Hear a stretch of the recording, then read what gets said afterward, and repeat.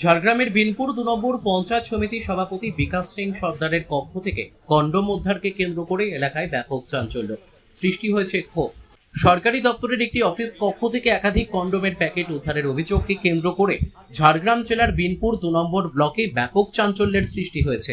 সোমবার দুপুরে ঘটনাটি প্রকাশ্যে আসতেই ব্লক চত্বরে ভিড় জমতে শুরু করে এবং এলাকা জুড়ে শুরু হয় জোর চর্চা।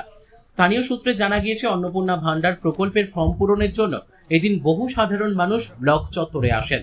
ভিড়ের কারণে সাধারণ মানুষের বসার জন্য একটি ঘর খোলার আবেদন জানানো হয় বিডিওর কাছে। এরপর সংশ্লিষ্ট ঘরটি খোলা হলে উপস্থিত ব্যক্তিরা দেখতে পান ঘরের বিভিন্ন স্থানে ছড়িয়ে ছিটিয়ে রয়েছে একাধিক কন্ডোমের প্যাকেট। ঘটনার খবর দ্রুত ছড়িয়ে পড়তেই ব্লক চত্বরে উৎসুক মানুষের ভিড় বাড়তে থাকে। সরকারি দপ্তরের একটি গুরুত্বপূর্ণ অফিস কক্ষে কিভাবে এই ধরনের সামগ্রী এলো তা নিয়ে নানা প্রশ্ন উঠতে শুরু করেছে। স্থানীয় বাসিন্দাদের একাংশের দাবি, বিষয়টির নিরপেক্ষ তদন্ত করে প্রকৃত ঘটনা সামনে আনা হোক। যদিও এদিন বিনপুর ২ নম্বর পঞ্চায়েত সমিতির সভাপতি বিকাশ সিং সর্দার অফিসে উপস্থিত ছিলেন না, ফলে ঘটনার বিষয়ে তার প্রতিক্রিয়া পাওয়া যায়নি।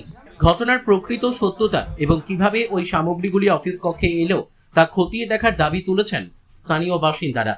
প্রশাসনের পক্ষ থেকেও বিষয়টি নিয়ে কি পদক্ষেপ করা হয় সেদিকেই এখন নজর সকলের। আজকে আমাদের ছেলেরা সব অন্নপূর্ণা ভান্ডার যে যোজনা চলছে সেই তার ফর্ম ফিল আপ করার জন্য আমাদের এখানে এসেছিলেন।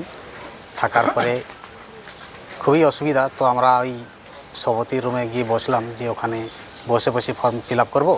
তারপর হঠাৎ করে তার লকারের সামনে দেখে যে কনডম প্যাকেট আছে, তো সেইটা দেখে যে কি ব্যাপার দেখে না সত্যি সত্যি কনডম প্যাকেট, এবং ভালো করে যখন দেখে 4-5-6টা মতো আছে, তো সেটা দেখে আমরা অবাক হয়ে গেলাম যে আমাদের এখানে কি এমন কাজে লাগতো। এই সকল দেখে খুব খারাপ লাগলো যে আজকে যদি এরকম পঞ্চায়েত সমিতি অফিসে বিডিও অফিসে এরকম কনডম পাওয়া যায় তাহলে খুব দুঃখের বিষয়।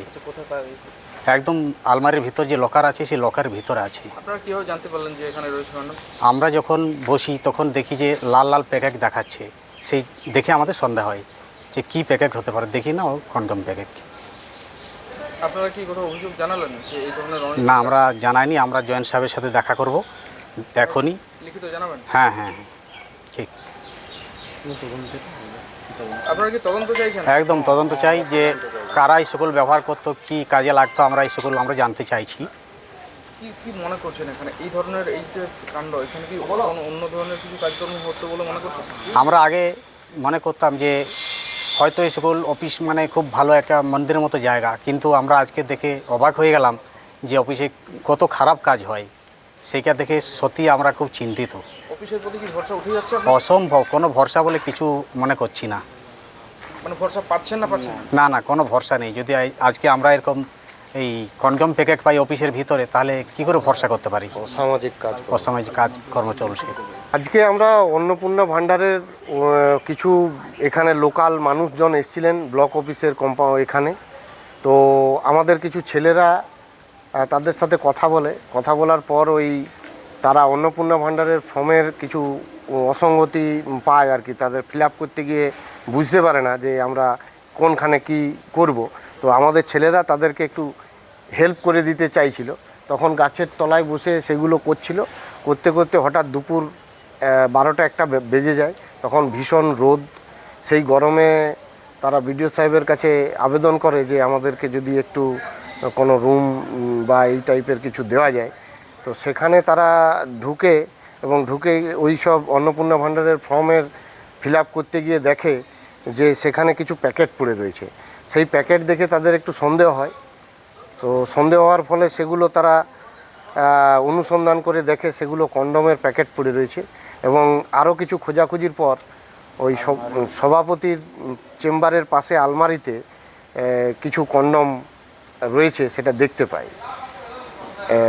এবারে সেইগুলো কি উন্নয়ন কাজ হচ্ছিল এই এতদিন 15 বছর সভাপতির চেম্বারের আলমারির মধ্যে কন্ডম দিয়ে বিগত দিনে কিসের উন্নয়ন হয়েছে সেটা আমরা বুঝতে পারছিলাম না।